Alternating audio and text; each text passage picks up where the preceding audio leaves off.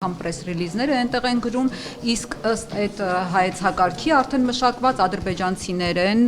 գալու Հայաստան, այնտեղ անդամատոմսեր են բաժանել,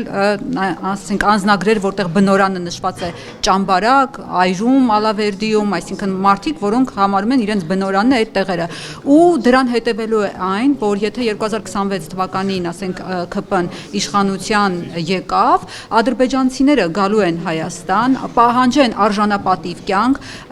դրան հետևելու է նաև զինված ուժերի տեղակայում, առաքելություններ զինված ուժերի, որի հետ կապված իրենք կարող են պահանջներ դնել արդեն խելքից դուրս, եռաբլուրը փակել եւ այլն եւ այլն։ Այս վտանգների հետ կապված ինչ տեղեկություններ դուք ունեք ու արևմտյան Ադրբեջան կազմակերպության հետ կապված մտահոգություններ չունեք։ Ձեր բոլոր այդ բարձրացված հարցերի աղբյուրը ինձ համար ճիշտն ասած արժանահավատ չէ, որովհետև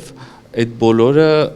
այնպիսի վախեր են, որոնց հետ կապված ի պաշտոնը ես նախ որևէ անելիք չունեմ, որ մտահոգվեմ եւ ավելի լուրջ վերաբերվեմ, իսկ որպես քաղաքացի, որպես մարդ, կներեք վերջին առնվազն 10 տարում, եթե ոչ ավելի կարճ ժամանակահատվածում, այնքան սարսափելի սցենարներ ենք լսել, որոնք չեն իրականացել, որ ամեն անգամ նորից նստել եւ ողբալ ի սկզբանե մի իրադարձություն, որը ընդհանրապես խոսույթի կամ ընդհանրապես քաղաքական շարժումների մակարդակում է, ես նորից կրկնեմ, ես քաղաքականությամբ չեմ զբաղվում։ Հակառակ դեպքում այս քաղաքական շարժումների կողքը մի քանի այնպիսի համեղ քաղաքական այսպիսի հայտարարություններ կանեի, որ մի 10 վերնագիր կունենայիք, բայց քանի որ չեմ կարող մտնել այս քաղաքական խաղի ու բանավեճի մեջ, թույլ տվեք նման այսպես օթային ինչ-որ սարսափների ու վախերը չմեկնաբանեմ։ Հայտարարել, որ արևմտյան Ադրբեջան կազմակերպության ներքո պետք է ապահովենք ադրբեջանցիների մեծ վերադարձի ծրագիրը։ Այդ ոնց է լինում, որ օդի մեջ, այսինքն Ալիևը օդի մեջ է ասում, մենք եկեք ամեն մեկը մեկնաբանի իր կալիբրի գործչին։ Ես երկրի ղեկավարը չեմ, որ մեկնաբանեմ այլ երկրների ղեկավարների հայտարարությունները։ Եթե միջազգային իրավական հարցերով ներկայացուցիչ Ադրբեջանի կամ որևէ երկրի որևէ բան կհայտարարի, ես հաճույքով կմեկնաբանեմ, սա իմ տիրույթում չէ։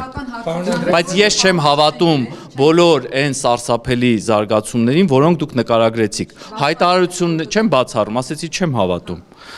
հավատում։ Իմ հավատքն է, իմ առանձին անձնական հավատն է։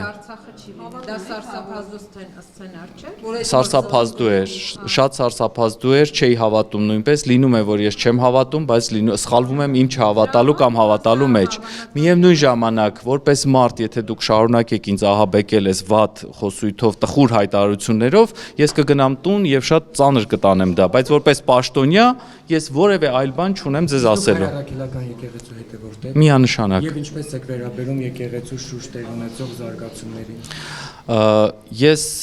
ամեն կիրակի գնում եմ իմ շատ սիրելի Կոնդի Սուրբ Հովհաննես եկեղեցի, այլ տեղեկություն իմ անձնական, կրոնական հավատքի հետ կապված, ես պատշաճ չեմ համարում այս բանին քննարկել։ Թույլ տվեք, քանի որ հիմա կրոնական հարցերն են քաղաքականացվել, թույլ տվեք զերծ մնալ նման մեկնաբանություններից չլինելով քաղաքական պաշտոնյա եւ օրենքով արգելված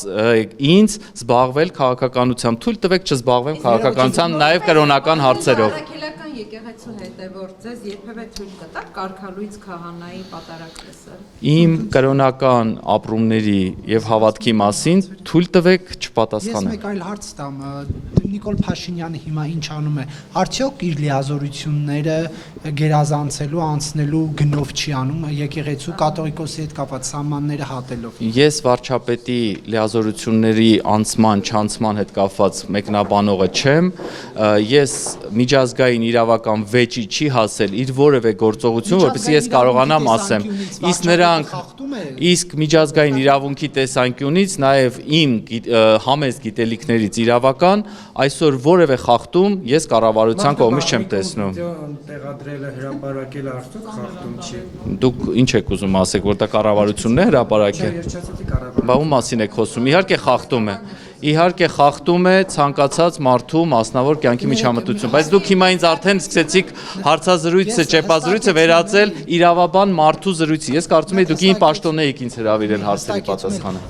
միջազգային իրավունքի Բայց ոչ տեսանկյունից այստեղ պատասխանել։ միջազգային իրավունքի տեսանկյունից Նիկոլ Փաշինյանի հայտարարությունները կաթողիկոսի հետ կապված արդյոք